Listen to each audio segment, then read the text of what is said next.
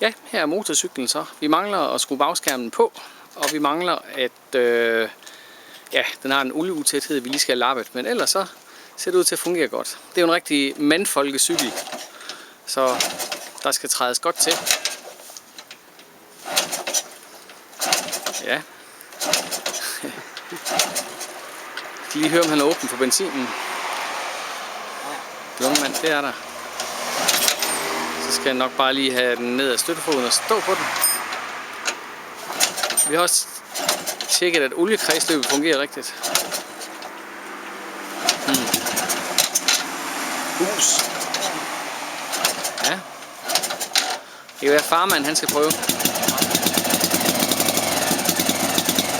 Ja, der kommer lidt røg ud forskellige steder, men sådan lyder den altså. Den lyder rigtigt, ja.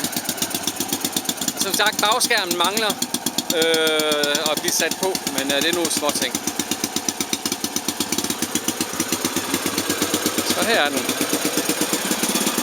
Ja, men der mangler lige lidt detaljer, og så skulle den være klar.